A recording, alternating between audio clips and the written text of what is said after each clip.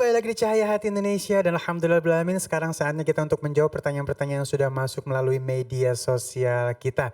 Dan mohon kesediaannya untuk yang pertama guruku yang dimuliakan Allah Subhanahu wa taala, Kiai Haji Khalil Nafis.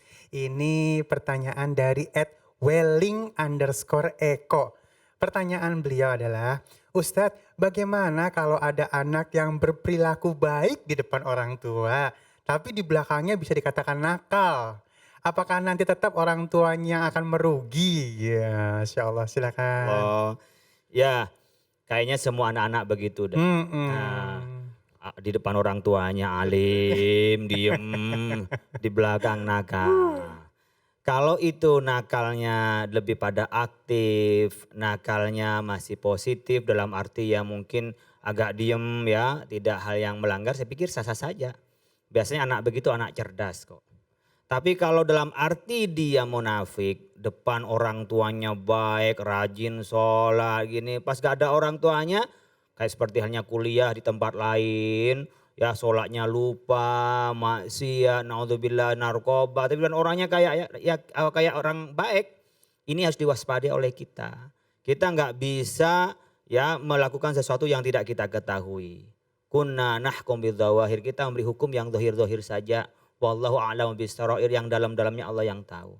Oleh karena itu yang harus kita tanamkan adalah pendidikan karakter. Jadi pendidikan karakter bukan hanya sekedar pengajaran, tapi ada karakter yang dibentuk dari pendidikan kita. Seperti apa? Seperti Luqmanul Hakim mendidik anaknya, karakter yang ditanamkan la tusyrik billah inna syirka la dzulmun adzim.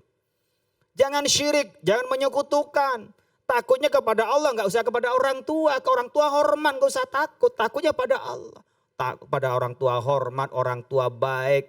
Karena apa? Di depan orang tua maupun tidak ada orang tua, Allah Maha tahu. Kalau itu sudah ada dalam diri kita, maka karakter pertama yang akan tertanam adalah kejujuran. Dan di mana orang yang hebat itu karena jujur. Bukan karena pinter semata. Orang yang pinter tapi tak punya karakter, dia nggak bisa memimpin dan tak bisa melakukan perubahan. Tapi orang yang nggak terlalu pinter, apalagi pinter banget, lalu punya karakter, dia bisa mengubah dunia. Oleh karena itu pendidikan karakter ini harus ditanamkan pada anak kita.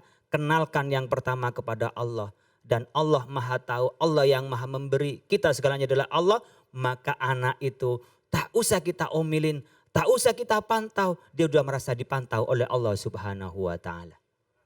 Aduh, Masya Allah tuh ya. Jadi dari kecil sudah dididik syariatnya yang benar, insya Allah khair insya Allah ya. Dan baik, aduh tadi tuh aku banget tuh ya, oh enggak ya. Kita akan masuk ke dalam pertanyaan yang kedua. Ustadz Tile udah ngelirik-ngelirik aja nih. Ini untuk Ustadz Nur Fadilah, Ustadz Tile Masya Allah ya. Ini dari Willy Wildan. Bagaimana sih caranya ngadepin tetangga yang suka seenaknya sampai-sampai bikin risih karena suka ikut campur mulu, bikin gerah jadinya Ustadz. Pas banget nih Guru. Silakan Guru. Terima kasih Bang Ali. Iya. Untuk ngadepi orang yang kayak model begitu, satu pertama kita harus bersifat masa bodoh.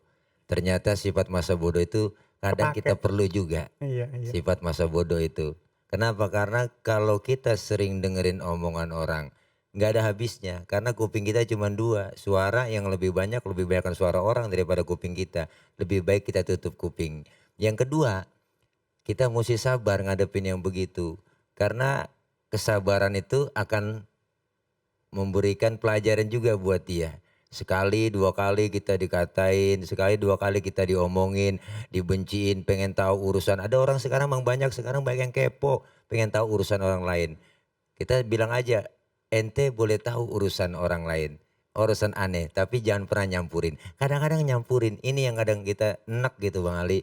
Ya soal bicara sabar, kita udah sabar. Menghadapi yang begitu modelnya, ya artinya kita ingin supaya mereka sadar dengan cara apa? Satu, mungkin kalau memang kita kuat hati, kita bisa nasehatin. Secara pelan nggak bisa, secara agak kasar agak nggak bisa juga, ya udah dengan doa. Nah, jadi sifat masa bodoh dengan doa. Jadi kita nggak tersiksa. Dengan tersiksa artinya tersiksa dengan omongan orang lain itu. Jadi kalau kita ikuti omongan hidup itu harus punya prinsip. Ya prinsip itu dalam artian apa? Hidup itu laksana sungai. Ada aja yang lewat, apanya di sungai lewat, banyak. Makanya begitu. Nah, makanya kita sering-sering hidup bergaul dalam artian bergaul positif, tidak menjustifikasi orang lain. Mereka boleh tahu, mereka boleh kepo, tapi kita tetap menghadapinya dengan rasa sabar. Sifat masa bodoh terlalu penting juga buat kita, agak penting juga tuh sifat masa bodoh. Dan insya Allah mudah-mudahan yang ngomongin seperti itu bisa sadar. Ya, Amin. amin ya rabbal alamin. Masya Allah, terima kasih guruku ilmunya dan terima kasih juga untuk seluruh pemirsa di rumah yang sudah mengirimkan pertanyaannya ya. Dan sesaat lagi, udah disiapin Al-Qur'annya dong pastinya ya. Kita akan bertemu dengan Ustadz Syam untuk ngaji. Jangan kemana-mana, tetap bersama kami di Cahaya Hati Indonesia.